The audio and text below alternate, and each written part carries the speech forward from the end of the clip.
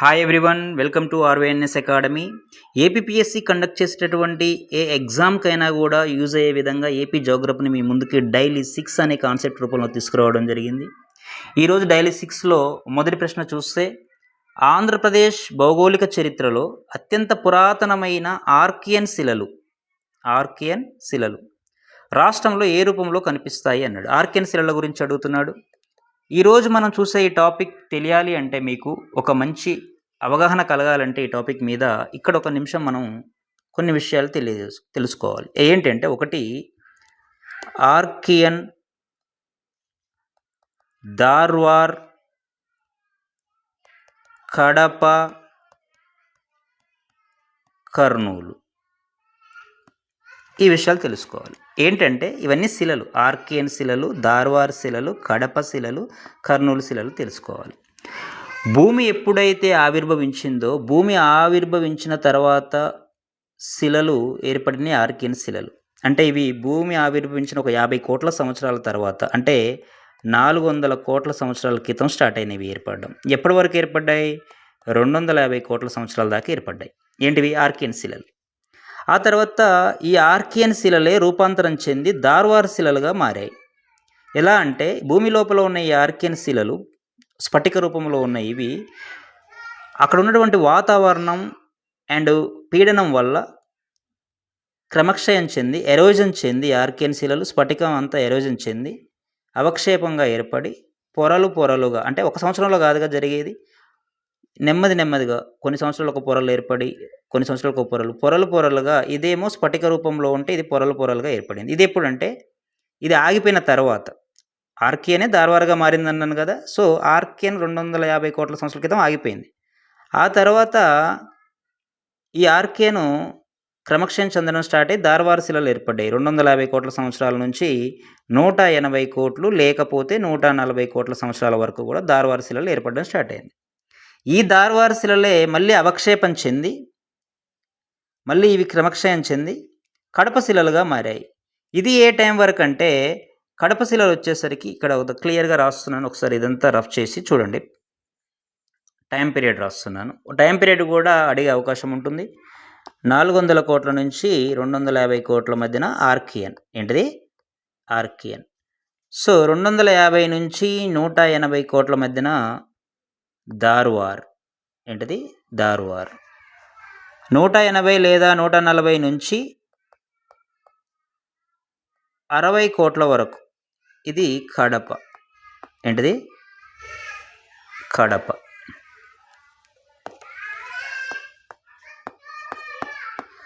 So ఇక్కడ ఇది ఒక 110 కోట్ల సంవత్సరాల నుంచి, అంటే కొంత గ్యాప్ తర్వాత, లేదా అదే ఎట్ ద సేమ్ టైం 140 అయిపోయిన తర్వాత అనుకోవచ్చు. ఇది ఒక 50 కోట్ల వరకు, అంటే చివరిగా ఏర్పడినవి కర్నూలు. వయసు పరంగా చిన్నవి ఏంటివి అంటే కర్నూలు శిలలు, ఇవి ఏర్పడ్డాయి. ఈ యొక్క ఆర్కియనే రూపాంతరం చెంది ధార్వార్ అయింది, ధార్వార్ రూపాంతరం చెంది కడప అయింది, కడపే రూపాంతరం చెంది కర్నూలు అయినాయి. కాకపోతే ఇవి రూపాంతరం చెందేటప్పుడు ఒక్కొక్కసారి అడిగాడండి, ఇది సెంట్రల్ ఎగ్జామ్ యూపీఎస్సీలో అనుకుంటాను. ఎలా అడిగాడంటే, అగ్నిశిలలు ఈ కింది వాటిలో వేటిలో ఉండవు అన్నాడు. అగ్నిశిలలు అంటే అగ్నిపర్వతాలు బద్దలై లావా ఏదైతే వస్తుందో ఆ లావా కలిసి ఉన్న శిలల్ని అగ్నిశిలలు అంటాం. దీంట్లో ఆర్కియన్లో అగ్నిశిలలే, ధార్వార్లో కూడా ఇవి రూపాంతరం చెందే ఇవి ఏర్పడ్డాయి. కానీ ఇవి రూపాంతరం చెంది ఇవి ఏర్పడేటప్పుడు కూడా అగ్నిపర్వతాలు బద్దలై లావా వచ్చి ధార్వార్లో కలిసేది. సో అందుకే ఇక్కడ కూడా ఉంటుంది, కడపలో కూడా ఉంటుంది కొద్దిగా ఆ విధంగా. కానీ కర్నూలు శిలలు ఏర్పడేటప్పటికి అప్పటికి భూమి లోపల అగ్నిపర్వతాలు అనేవి అంతరించిపోయాయి, మ్యాక్సిమం అయిపోయాయి. సో అప్పుడు బద్దలై అక్కడి నుంచి లావా వచ్చి ఈ కర్నూలు శిలలు ఏర్పడేటప్పుడు కలవడం అనేది జరగల. అలా అడిగాడు. అంటే వీటన్నిటిలో అగ్నిశిలలు ఉంటాయి కానీ కర్నూలులో అగ్నిశిలలు ఉండవు అనేది ఒక కాన్సెప్ట్. ఎందుకంటే క్వశ్చన్ ఎక్కడి నుంచి ఫ్రేమ్ చేస్తాడో తెలియదండి, కొంత కాన్సెప్ట్ నేర్చుకుంటే ఈజీ అవుతుంది. ఇప్పుడు చూడండి ప్రశ్నని ఒకసారి. టైం ఇక్కడ తీసుకోవచ్చు, బట్ ఇక్కడ 6 క్వశ్చన్స్ చేయాలంటే ఈ 4 minutes మీకు మెయిన్ అండి, అందుకని చెప్పడం జరిగింది. ఇవి స్ఫటిక రూపంలో, అంటే ఏంటి, ఆర్కియన్ శిలలు స్ఫటిక రూపంలో ఉండి శిలాజాలు కలిగి ఉండవు. స్ఫటిక రూపంలో ఉంటాయని చెప్పాను, శిలాజాలు కలిగి ఉండవు. ఈ పదం మనం వాడలేదు కానీ, కాకపోతే ఏంటండి, 400 కోట్ల సంవత్సరాల క్రితం జీవం లేదు కదా. సో 50 కోట్ల సంవత్సరాల తర్వాత వచ్చింది ఇంచుమించు, అంటే బహుకణ జీవి. శిలాజాలు ఉండాలంటే ఏం ఉండాలి? బహుకణ జీవి అయి ఉండాలి, అస్థిపంజరం కలిగి ఉండాలి. ఎందుకంటే ఆ జీవులు చనిపోయిన తర్వాత వాటి అస్థిపంజరాలే కదా వాటి ఆ శిలాజ పొరల్లోకి వెళ్ళినప్పుడు అవి ఫాజిల్గా మారుతాయి, శిలాజాలుగా మారుతాయి. సో జీవులే లేనప్పుడు జీవి యొక్క అస్థిపంజరం ఎక్కడి నుంచి వస్తుందండి? సో కలిగి ఉండవన్నట్టుగా కరెక్టే. అసలు జీవులే లేవు, మరి శిలాజాలు ఎలా ఉంటాయి? ఇది కరెక్టే, ఇది కరెక్టే. అంటే స్టేట్మెంట్ 1 కరెక్ట్. రాష్ట్రంలో దాదాపు 60% ఉంటాయి. మొట్టమొదటిసారిగా ఏర్పడినయే ఆర్కియన్ శిలలు. ఇవి 60% ఉంటాయి, వాస్తవమే. వీటిని పునాది శిలలు, బేస్మెంట్ కాంప్లెక్స్ అంటారు. ఎస్, ఇవి పునాది శిలలే. ఎందుకంటే ఈ ఆర్కియన్ శిలల నుంచే దార్వార్ శిలలు వచ్చాయి, దార్వార్ నుంచే కడప, కడప నుంచే కర్నూలు వచ్చింది. ఇదే బేస్మెంట్ కాంప్లెక్స్. అంటే ఇక్కడ 3 స్టేట్మెంట్లు కూడా కరెక్టే. అంటే ఆప్షన్ డి అనేది 1, 2 అండ్ 3 అనేవి సరైన సమాధానం అవుతుంది. సెకండ్ క్వశ్చన్ చూడండి. ఇక్కడ ఆంధ్రప్రదేశ్లోని దార్వార్ శిలా వ్యవస్థ చూసారా? ఇప్పుడు ఆర్కియన్ అయిపోయింది, దార్వార్ గురించి అడుగుతున్నాడు. దానికి సంబంధించి సరైన దాన్ని ఎంచుకోమంటున్నాడు, సరైన దానిని మాత్రమే ఎంచుకోమంటున్నాడు. ఇవి ఆర్కియన్ శిలల క్రమక్షయం వల్ల ఏర్పడిన మొదటి అవక్షేప శిలలు. Yes, correct. ఇప్పుడే మనం చెప్పుకుంది ఆర్కియన్ ఏదైతే ఉందో, ఆర్కియన్ భూమి లోపల ఉన్న ఆర్కియన్ శిలలు ఉష్ణోగ్రత పీడనం వల్ల క్రమక్షయం చెందుతాయి, ఎరోజన్ చెందుతాయి అని చెప్పుకున్నాం కదా. ఆ ఎరోజన్ చెందే ఈ దార్వార్ శిలలు ఏర్పడతాయి, వాస్తవం. ఇక్కడ మీకు ఒక చిన్న విషయం అండి, చిన్న ఎగ్జామ్ చిన్నది పెద్దదంటూ ఏమి ఉండదు. కాకపోతే ఒక్కొక్కసారి ఆర్కియన్ అంటే ఏంటి అంటాడండి. ఆర్కియన్ అంటే ఏంటి? కొంత టైం తీసుకుంటున్నా అనుకోమాకండి, ఖచ్చితంగా యూజ్ అవుతాయి. మీరు నోట్ మేకింగ్ చేసుకోండి, డెఫినెట్లీ యూజ్ అవుతాయి. మీరు ఎగ్జామ్ రాసి వచ్చిన తర్వాత చెప్తారు, మీకే అర్థమవుతుంది. సార్ మీరు కరెక్టే చెప్పారు ఈ విషయాలన్నీ. నేను కూడా ఆర్కియన్ అంటే ఆర్కియోస్, ఏంటిది?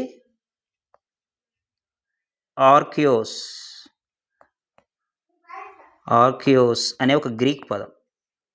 దీని అర్థం ఏంటంటే పురాతనమైన, అంటే ఎనిసెంట్, పురాతనమైన, ఎనిసెంట్ లేదా బిగినింగ్ అంటే ప్రారంభం అని అర్థం వస్తుంది. అంటే ఆర్కియన్ శిలలు మొదటి శిలలే కదా, పురాతనమైనవే కదా, బిగినింగ్ అవే కదా. ఓకే, మరి దార్వార్ అంటే ఎందుకు దార్వార్ అని పెట్టారు? ఆర్కియన్ నుంచి దార్వార్ ఏర్పడింది, కానీ కర్ణాటకలో దార్వార్ డిస్టిక్లో వీటిని మొదటగా కనుగొన్నారు ఈ శిలల్ని, అందుకే వీటి దార్వార్ అని నేమింగ్ చేశారు, అంతే, అంతకన్నా ఏం లేదు దాంట్లో. నెక్స్ట్ మరి కడప, దార్వార్ నుంచి వచ్చేది ఏంటిది? కడప. ఈ కడప ప్రాంతంలో ఎక్కువగా ఉంటాయి కాబట్టి రాయలసీమ కడపలో కడప శిలలు అన్నారు. తర్వాత కర్నూలు, ఇవి కర్నూలు ప్రాంతంలో ఎక్కువగా ఉంటాయి కాబట్టి కర్నూలు శిలలు అన్నారు, అంతే, అంతకన్నా ఏం లేదు దాంట్లో. సో ఓకే, అయితే ఇప్పుడు చూడండి, ఇవి ఆర్కియన్ శిలలు క్రమక్షయం చెంది ఏర్పడిన మొదటి అవక్షేపం. ఎస్, కరెక్టే, ఆర్కియన్ నుంచి దార్వార్ వస్తాయి. రాష్ట్రంలో ఇవి నెల్లూరు, చిత్తూరు అండ్ అనంతపురం జిల్లాలో విస్తరించి ఉన్నాయి. ఎస్, ఇవి రాయలసీమ ప్రాంతంలో కొంతవరకు నెల్లూరు వరకు కూడా ఎక్కువగా ఉంటాయి ఈ దార్వార్ శిలలు. ఈ శిలలలో బంగారం, మాంగనీస్ అండ్ ఇనుము వంటి లోహ ఖనిజాలు పుష్కలంగా ఉన్నాయి. ఎస్, బంగారం అనగానే మనకు గుర్తు రావాల్సింది అనంతపురం, ఓల్డ్ అనంతపురం. ప్రజెంట్ అయితే పుట్టపర్తి సత్యసాయి ఉంది కదా, సత్యసాయి జిల్లా రామగిరి మైనింగ్ బంగారుకి ఫేమస్. ఈ రామగిరి మైన్స్ ఏవైతే ఉన్నాయి సత్యసాయి జిల్లాలో, అనంతపురంలో, ఇవన్నీ కూడా దార్వార్ శిలా వ్యవస్థకు చెందినవే, వాస్తవం అది. అంటే ఇక్కడ అన్నీ కరెక్టే ఇచ్చాడు స్టేట్మెంట్లు. ఇవి రాయలసీమ ప్రాంతంలో అనంతపురం, చిత్తూరు, నెల్లూరు వరకు ఉన్నాయన్నాడు. ఇవి ఆర్కియన్ శిలల నుంచి ఏర్పడతాయి అన్నాడు. వీటిలో బంగారం, మాంగనీస్, ఇనుము వంటి లోహాలు ఉన్నాయన్నాడు. అన్నీ కూడా సరైన సమాధానమే అవుతుంది. నెక్స్ట్ చూస్తే కడప శిలా వ్యవస్థ, దార్వార్ తర్వాత వచ్చేది కడప. ఓకే, ఏ ప్రీ కేంబ్రియన్ కాలానికి చెందిందన్నాడు. అంటే మనం ఏమనుకున్నాం, 140 కోట్ల నుంచి 60 కోట్ల మధ్యలో ఏర్పడినటువంటి శిలలే కడప, దార్వార్ నుంచి కడప ఏర్పడింది. అది ఏ ప్రీ కేంబ్రియన్ కాలం, ఆ కాలాన్ని ఏమంటాం అంటే జనరల్గా మనము పురాణ యుగం అంటాం. ఏమంటాం? పురాణ యుగం అని పిలుస్తాం. అంటే కర్నూలు ఎప్పుడు మరి? కర్నూలు కూడా ఇంచుమించు 110 కోట్ల సంవత్సరాల నుంచి 50 కోట్ల సంవత్సరాల మధ్య కాలంలో. దీన్ని కూడా అంటే ఈ రెండింటిని కలిపి పురాణ యుగం అంటాం, అది గుర్తుంచుకోండి. ఒక్కోసారి కడప అని అడిగినా పురాణ యుగమే, కర్నూలు అన్నా పురాణ యుగమే. రెండింటిని కలిపే అంటే 140 కోట్ల సంవత్సరాల నుంచి కింది వైపు ఉన్నటువంటి కాలాన్ని పురాణ యుగం అని పిలుస్తాం. ఈ 2 రాక్ సిస్టమ్స్ కూడా దాంట్లోకే వస్తాయి. నెక్స్ట్ చూస్తే కడప బేసిన్లోని శిలలను వాటి క్రమ పద్ధతిలో పురాతన అంటే మొదటిగా, ఇప్పుడు Kadapa rock system, Kadapa basin తీసుకుంటే దార్వార్ నుంచి కడప శిలలు ఏర్పడ్డాయి కదా, ఆ కడప శిలలలో శ్రేణులు ఉంటాయి. ఆ శ్రేణుల్ని మొదటగా ఏమి ఏర్పడ్డాయో చివరిగా ఏమి ఏర్పడ్డాయో చెప్పమంటున్నాడు. కడప రాక్ సిస్టంలోనే మొదటిగా ఏమి ఏర్పడ్డాయి అంటే, మొదటిగా ఏర్పడింది ఏంటిదంటే పాపాగ్ని. ఏంటిది? పాపాగ్ని శ్రేణి. ఆ తర్వాత చెయ్యేరు, ఏంటిది చెయ్యేరు. ఆ తర్వాత నల్లమల, ఆ తర్వాత కృష్ణా శ్రేణి ఏర్పడుతుంది. ఈజీగా గుర్తుంచుకోవాలి. కడప బేసిన్ అంటే కడప బేసిన్లో మొదటగా ఏమి ఏర్పడ్డాయి, చివరిగా ఏమి ఏర్పడ్డాయి అంటే అడుగుతాడండి. ఇది సింపుల్గా పాపం చెయ్యరు నల్లమల కృష్ణ. నల్లమల కృష్ణ ఏం చేయరంట? పాపం చెయ్యరు. పాపం చెయ్యరు నల్లమల కృష్ణ. పాపం చెయ్యరు ఎవరు? నల్లమల కృష్ణ. పాపం పాపాగ్ని, చెయ్యరు నల్లమల శ్రేణి, కృష్ణ శ్రేణి. పాపం చెయ్యరు నల్లమల కృష్ణ అనేది గుర్తుంచుకోండి. జస్ట్ మనం ఎగ్జామ్ పాయింట్ ఆఫ్ వ్యూలో చూస్తున్నాం కాబట్టి ఎగ్జామ్లో గుర్తుపడితే చాలు. ఇది బట్టి పట్టాల్సిన అవసరం కూడా లేదు. అది కనపడ్డప్పుడు ఓకే పాపం చేయరు నల్లమల కృష్ణ వరుస క్రమం అని గుర్తుంటే సరిపోతుంది. అంటే ఇక్కడ పాపాగ్ని 1 రావాలి, చెయ్యరు అంటే 3 రావాలి, నల్లమల అంటే 2 రావాలి, కృష్ణ అంటే 4 రావాలి, 4 రావాలి. అంటే 1 3 2 4 1 3 2 4 ఆప్షన్ బి అనేది సరైన సమాధానం అవుతుంది. సో 5th వన్ చూస్తే కర్నూలు శిలా వ్యవస్థ, లాస్ట్ వన్ ఇది. అంటే శిలా వ్యవస్థలో లాస్ట్ వన్, కడప తర్వాత కర్నూలు. ఈ కింది వాటిలో అత్యంత ముఖ్యమైన ఖనిజం. కర్నూలు అనగానే మనకు గుర్తొచ్చేది, అత్యంత ముఖ్యమైన ఖనిజం అని గుర్తొచ్చేది ఏంటిదండి? డైమండ్స్, వజ్రాలు. ఓల్డ్ డిస్టిక్లో చూస్తే వజ్రాలకు కానీ ఇక్కడ కర్నూలులోనే ఉండేది. బట్ ఇప్పుడు అది నంద్యాలలోకి వెళ్ళిపోయింది. నంద్యాలలో ఉంది. ఏంటిది అది? బనగానపల్లి. ఏంటిది? బనగానపల్లి. ఈ బనగానపల్లి అనేది ఏంటిది? వజ్రాలకు సంబంధించిన ఒక మైనింగ్. అంతకుముందు ఇది కర్నూలులో ఉండేది. బట్ ఇప్పుడు కొత్త డిస్టిక్స్లో ఇది నంద్యాల డిస్టిక్ కిందకి వస్తుంది. కర్నూలు రాక్ సిస్టమ్ అనగానే మనకు గుర్తు రావాల్సింది వజ్రాలు అండ్ సున్నపురాయి. అదేవిధంగా ఇల్లు కట్టుకోవడానికి కావాల్సినటువంటి మెరిసే రాళ్ళు అక్కడే ఎక్కువగా ఉంటాయి. ఇంకోటి పెనిన్సులర్ నీస్. ఈ పదం చాలాసార్లు అడిగాడండి సెంట్రల్ గవర్నమెంట్ ఎగ్జామ్స్లో. అని పిలువబడే శిలలు ఆంధ్రప్రదేశ్లో ఏ రకమైన నేలల ఏర్పాటు కారణమయ్యన్నాడు. ఆంధ్రప్రదేశ్లో పెనిన్సులర్ నీస్ అనేటటువంటి శిలలు ఆంధ్రప్రదేశ్లో ఏ నేలను ఏర్పరుస్తాయి? నీస్ ఎవరో కాదండి, గ్రానైటే. గ్రానైట్ ఒక అగ్నిశిల. అగ్నిపర్వతాలు బద్దలైనప్పుడు దాని నుంచి వచ్చే లావా ద్వారా ఏర్పడే శిలలే గ్రానైట్ శిలలు. అది గుర్తుంచుకోండి. సో ఇక్కడ నీస్ అన్నాడు, నేను ఇక్కడ గ్రానైట్ రాస్తున్నాను. అంటే గ్రానైట్ రూపాంతరం చెంది నీసుగా మారుతుంది. నీసు రూపాంతరం చెంది ఇంకా ఏ నేలలు ఏర్పరుస్తాయి అంటున్నాడు? రెడ్ సాయిల్స్ అండి, ఎర్ర నేలలు. ఏంటిది? ఎర్ర నేలలు. ఎర్ర నేలలు ఎవరో కాదు నీస్ ఎవరో కాదు, గ్రానైటే. అంటే గ్రానైట్ అనేది ఎర్ర నేలలే. గ్రానైట్ వెదరింగ్ చేసిన తర్వాత ఏదైతే ఇది ఎరోజన్ అయిపోయి క్రమక్షయం చెంది నీసుగా ఏర్పడుతుంది, రూపాంతరం చెందుతుంది విడిపోయి దీని నుంచి.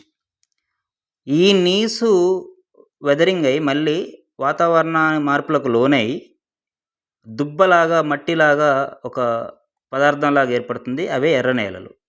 ఎందుకు ఇవి రెడ్గా ఉంటాయంటే దీంట్లో ఐరన్ ఆక్సైడ్ ఉంటుంది. ఏముంటుంది? ఐరన్ అంటే ఫెర్రస్ ఆక్సైడ్స్ ఉంటాయి. సో ఫెర్రిక్ ఆక్సైడ్ అంటే ఎప్పుడైతే అంటే గ్రానైట్లో ఏముంటుందని అర్థం? ఇక్కడ ఐరన్ అనేది ఉంటుందని తెలుస్తుంది. ఎందుకంటే గ్రానైటే కదా, వాటి మదర్ ఏంటిది? నీస్. వాటి మదర్ ఏంటిది? గ్రానైట్. సో ఎప్పుడైతే ఈ నేలపైన వస్తున్నదో ఈ ఫెర్రస్ గాలిలో ఉన్నటువంటి ఆక్సిజన్తో చర్య జరిపి ఫెర్రిక్ ఆక్సైడ్గా ఏర్పడి ఈ ఫెర్రిక్ ఆక్సైడ్ ఎలా మారుతుంది? రెడ్ కలర్లోకి మారుతుంది. అందుకే ఈ రెడ్గా కనపడతాయి మనకి. ఓకే అండి, ఎనీవే థ్యాంక్ యూ. ఈ వీడియో నచ్చితే లైక్ చేయండి, షేర్ చేయండి, సబ్స్క్రైబ్ చేయండి. మీకు ఏమైనా సందేహాలు ఉన్నా, సలహాలు ఉన్నా కామెంట్ రూపంలో తెలియజేయండి, నేను రెస్పాన్స్ ఇస్తాను. Thank you.